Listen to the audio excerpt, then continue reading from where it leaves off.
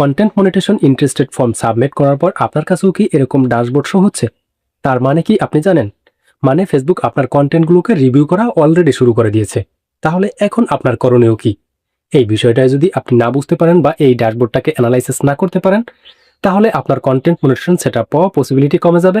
আর যদি এই ড্যাশবোর্ডটাকে অ্যানালাইসিস করে এখন ফেসবুক কি চাচ্ছে সেই অনুযায়ী আপনি যদি কাজ করতে পারেন, তাহলে কিন্তু আপনার কন্টেন্ট মনিটেশন সেটআপ পাওয়ার পসিবিলিটি বেড়ে যাবে। তো এই মুহূর্তে এক্স্যাক্টলি আপনার করণীয় কি এবং এই দুইটা ডাটা আপনারা কিভাবে অ্যানালাইসিস করবেন তার সম্পূর্ণ প্রসেস এই ভিডিওতে শেয়ার করব। সো ভিডিওটিকে মোটেও স্কিপ না করে শেষ পর্যন্ত প্রত্যেকের জন্য দেখার অনুরোধ রইল যারা ফেসবুকের কন্টেন্ট মনিটেশন সেটআপ খুব দ্রুত পেতে চান। তো শুরুতেই আমরা জেনে নেই এই অ্যানালাইটিক্সটা আসলে কি। তার আগে একটা ভুল ধারণা ভেঙে নেওয়া দরকার। যেমনটি অনেকেই মনে করতেছে ফেসবুক হয়তো নির্দিষ্ট কোনো একটা সংখ্যা দেখে ফেসবুকের কন্টেন্ট মনিটেশন সেটআপের জন্য ইনভাইটেশন পাঠায়। যেমনটি 10,000 ফলোয়ার বা 2 লক্ষ ওয়াচ টাইম হলেই ফেসবুকের কন্টেন্ট মনিটেশন সেটআপ পাওয়া যায়। আসলে এই ধারণাটা সম্পূর্ণ ভুল, কারণ এখন পর্যন্ত ফেসবুক কোনো অফিসিয়ালি কন্টেন্ট মনিটরিং সেটআপ পাওয়ার জন্য থ্রেশহোল্ড ঘোষণা করে নাই। তাহলে এখন প্রশ্ন হচ্ছে এই সংখ্যাগুলো মূলত কেন শো হচ্ছে? দেখুন, এই সংখ্যাগুলো শো হওয়ার মানে এমনটা না যে আপনি এই নির্দিষ্ট মাইলস্টোন পূরণ করতে পারলে কন্টেন্ট মনিটরিং সেটআপ পেয়ে যাবেন। এই ড্যাশবোর্ডটা ঠিক আপনার কোনো একটা ফাইনাল পরীক্ষার আগে মক টেস্টের মতো, যার মাধ্যমে আপনাকে যাচাই বাছাই করা হয় বা আপনার প্রস্তুতির কোনো গ্যাপ রয়েছে কিনা বা আপনি ঠিক পথে হাঁটছেন কিনা সেটার একটা যাচাই বাছাই করার জন্য যেরকমটা মক টেস্ট নেওয়া হয়, ঠিক একইভাবে এই ড্যাশবোর্ডটা আপনাকে দেওয়া হয়েছে যে আপনি নিজেকে যাতে যাচাই বাছাই করতে পারেন আপনি যে কন্টেন্টগুলো পাবলিশ করতেছেন সেটা আপনি প্রপারভাবে দিচ্ছেন কিনা, বা কোথাও কোনো গ্যাপ রয়েছে যদি থেকে থাকে সেই জায়গা থেকে আপনাকে ইমপ্রুভ করতে হবে। এই বিষয়গুলোকে আপনাকে অ্যানালাইসিস বা বোঝার জন্য। তো এই বিষয়টাই আমরা অনেকে বুঝতে পারি না। জাস্ট এই কারণে আমরা আজকের এই ভিডিওতে টোটালি আপনাদেরকে হাতে কলমে ধরিয়ে আপনাদেরকে দেখিয়ে দেবো, বুঝিয়ে দেবো, যাতে করে আপনারা এই ডাটাগুলোকে অ্যানালাইসিস করে কন্টেন্ট মনিটেশন সেটআপ পাওয়ার পথে সঠিক নিয়মে হাঁটতে পারেন। তো কন্টেন্ট মনিটেশন ওয়েটলিস্টের এই ড্যাশবোর্ডে আমরা দুটি অপশন দেখতে পারতেছি। একটি হচ্ছে এভারেজ রিল ওয়াচ টাইম, আরেকটি হচ্ছে total views on your content. তো আমরা একটি একটি করে দুইটা বিষয় আমরা অ্যানালাইসিস করার চেষ্টা করব এবং বোঝার চেষ্টা করব। তো সর্বপ্রথম আমরা বুঝি যে এভারেজ রিল ওয়াচ টাইম এটা আসলে কি। তো এভারেজ রিল ওয়াচ টাইম মানে আপনার কন্টেন্টের এভারেজ একটা ওয়াচ টাইম। যেমন দেখা যায় আপনি প্রতিনিয়ত যে রিলস ভিডিওগুলো আপলোড দিচ্ছেন সেই রিলস ভিডিওগুলো আপলোড দেওয়ার পর অডিয়েন্সরা গড়ে কত সেকেন্ড করে দেখতেছে। যেমনটি আপনার কোনো একটা রিলস ভিডিওতে যদি 10,000 ভিউজ আসে এবং সেই 10,000 ভিউজের মধ্যে কেউ 2 সেকেন্ড, কেউ 5 সেকেন্ড, কেউ 15 সেকেন্ড বা কেউ 20 সেকেন্ড করে দেখলো। এখন এই টোটাল ওয়াচ টাইমটাকে ফেসবুক কিন্তু যোগ দেয়। এরপর টোটাল ভিউজ দিয়ে ভাগ করলে যে এভারেজ ওয়াচ টাইমটা আসে সেটা কিন্তু ফেসবুকের প্রফেশনাল ড্যাশবোর্ডে আপনারা কিন্তু দেখতে পারেন।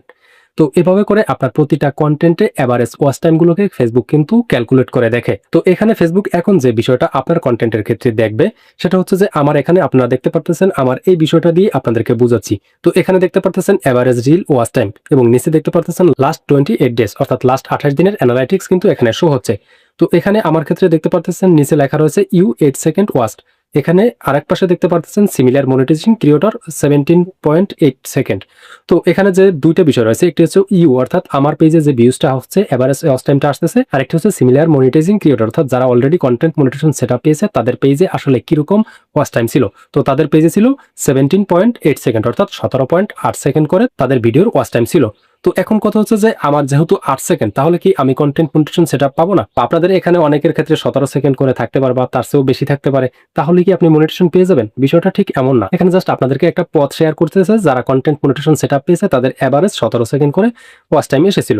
এখন আমাকে যে কাজটি করতে হবে, আমাকেও এই 17 সেকেন্ড করে আমার ভিডিওতে যাতে ওয়াচ টাইম আসে সেই পথে আমাদের কাজ করতে হবে। তো ওয়াচ টাইম বাড়ানোর জন্য আপনাকে বেশ কয়েকটা কাজ করতে হবে। যেমন প্রথমত, ভিডিওর প্রথম 3 সেকেন্ড খুবই গুরুত্বপূর্ণ, এজন্য ভিডিওর শুরুতে আপনাকে একটা স্ট্রং হুক দিতে হবে। দ্বিতীয়ত, লম্বা ইন্ট্রো ব্যবহার করা যাবে না। তৃতীয়ত, শুরুতেই আপনার সমস্যাটা বা ভিডিওর মূল পয়েন্টটা আপনাকে বলতে হবে। ঘুরিয়ে পেঁচিয়ে বা বোরিং বিষয়াদি আপনার কন্টেন্টের ভিতরে রাখা যাবে না। চতুর্থত, দ্রুত কাট ব্যবহার করতে হবে। একজন অডিয়েন্স একই দৃশ্য 5 সেকেন্ডের বেশি দেখতে চায় না, এজন্য আপনাকে বেশি বেশি কাট বা ট্রানজিশন যদি ব্যবহার করেন সেক্ষেত্রে অডিয়েন্সদেরকে আপনার ভিডিওর মধ্যে বেশি সময় ধরে রাখতে পারবেন। আর 5 নম্বরে, আপনার ভিডিওটাকে সংক্ষিপ্ত রাখতে হবে, কিন্তু প্রতিটা সেকেন্ডে ইনফরমেটিভ কিংবা ভ্যালুয়েবল হতে হবে, তবেই আপনার কন্টেন্টের এভারেজ ওয়াচ টাইম ভালো আসবে। এরপরে আসুন total views on your content অর্থাৎ আপনার ভিডিওতে টোটাল কত ভিউজ এসেছে লাস্ট 28 দিনে। যেখানে আপনারা কিন্তু দেখতে পারতেছেন আমার এখানে ইউ 2.7K ভিউজ এবং সিমিলার মনিটাইজিং ক্রিয়েটর এখানে ছিল 28.8K, অর্থাৎ যারা কন্টেন্ট মনিটেশন সেটআপ পেয়েছিল তাদের লাস্ট 28 দিনে 28,000 ভিউজ এসেছিল। বাট আমার এখানে 2.7K অর্থাৎ 2700 ভিউজ আসতেছে।